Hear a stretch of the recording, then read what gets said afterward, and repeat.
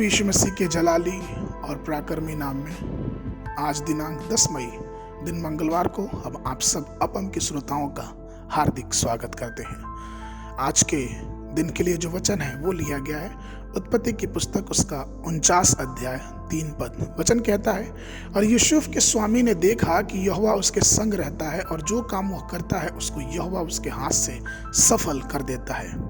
प्रभु में मेरे प्रिय लोगों, रूबेन महानता के साथ पैदा हुआ था, अर्थात याकूब के सब पुत्रों में पहलौठा कहलाने वाला जो बेटा था वो रूबेन था। लेकिन हम और आप जानते हैं कि किस प्रकार से उसने अपने पहलौठे पद को तुच्छ जाना और वो इस वृत्तांत में नहीं आ पाया जहां हम ये पढ़ते हैं कि वो हमारा परमेश्वर इब्राहिम का परमेश्वर है, याकूब का परमेश्वर है, इसहाक का परमेश्वर है। यहाँ पे होना चाहिए था कि वो रूबेन का परमेश्वर है, लेकिन उसने इस बात को नहीं समझा। इब्रानी भाषा में रूबेन शब्द का अर्थ होता है देखो एक बेटा, और तमिल भाषा में इसका अर्थ होता है जो सुंदर है।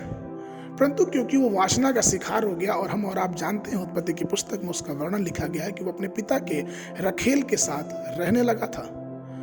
उसने अपने उस सांसारिक शोक विलास को पूरा करने के लिए अपनी सारी महानताओं को खो दिया जिस पर उसका अधिकार था।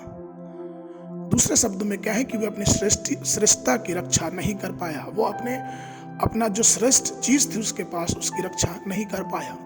उसने न केवल अपनी श्रेष्ठता खो दी, लेकिन अपने पिता के श्राप को भी अपने ऊपर ले लिया, क्योंकि उत्पत्ति की पुस्तक उसके 49 उसके 4 पद में वचन कहता है, तू जो जल की नाई उबलने वाला है इसलिए औरों से श्रेष्ठ न ठहरेगा, क्योंकि तू अपने पिता की खाट पर चढ़ा और तूने उसको अशुद्ध किया और मेरा बिछौना चढ़ गया।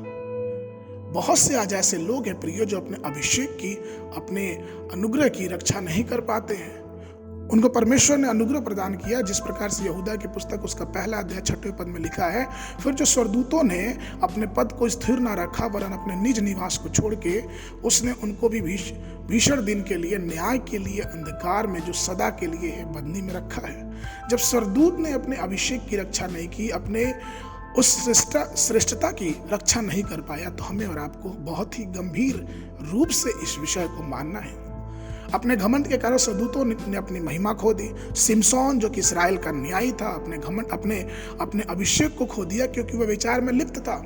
राजा सुलेमान के जीवन में देखते हैं कि किस प्रकार से राजा सुलेमान ने अपने अभिषेक को, अपनी श्रेष्ठता को खो दिया क्योंकि वह भटक गया था। ऊंचे स्थानों पर निर्माण कराया, उसने अन्य देवी देवताओं को बलिदान कराया। गेहजी और यहूदा इस्करियोती के बारे में देखते हैं कि किस प्रकार से मात्र कुछ पैसों के लिए उन्होंने अपने अभिषेक को खो दिया, अपनी श्रेष्ठता को खो दिया। प्रभु मेरे प्रिय लोगों, इन सब घटनाओं को पवित्र शास्त्र में इसलिए लिखा गया है कि हम इन सब बातों से सीखें और चेतावनी माने, जिससे हमारा जीवन परमेश्वर के भय में और भी आगे बढ़ते जाए। हम इस कीमत को समझें कि परमेश्वर का अभिषेक जो हमारे ऊपर है, परमेश्वर ने जो श्रेष्ठता हमें और आपको दी है, वो बहुत ही बहुमूल्य है। आइए हम इन संसारिक अभिलाषाओं से अपने आप को दूर रखें और परमेश्वर के अभिषेक में और भी मजबूत होते जाएं। पवित्र शास्त्र रीति वचन की पुस्तक उसके 5वें अध्याय के 8 से 10 पद में कहता है, ऐसी स्त्री से भी दूर रह और उसकी देवड़ी के पास भी ना जाना, कहीं ऐसा ना हो कि तू उसके वश में औरों को दे, अपने हाथ को दे दे और अपना जीवन क्रूर जन के वश में कर दे, या पराई तेरी कमाई से अपना पेट भरे और परदेशी मनुष्य तेरे परिश्रम का फल अपने घर में रखे। तो प्रभु मेरे प्रिय लोगों, आइए हम और आप अपनी श्रेष्ठता को बचा के रखें, अपने श्रेष्ठता की रचना करें, या फिर यूं कहें कि अपने श्रेष्ठता की रक्षा करें, अपने अभिषेक की रक्षा करें, क्योंकि यही परमेश्वर हमारे और आपके जीवन से चाहता है। आज के मनन के लिए जो पद है वो लिया गया है यशायाह नबी की पुस्तक उसका 40 अध्याय उसका 6वां पद। बोलने वाले का वचन सुनाई दिया, प्रचार कर। मैंने कहा, मैं क्या प्रचार करूं? सब प्राणी घास है, उसकी शोभा मैदान के फूल के समान है।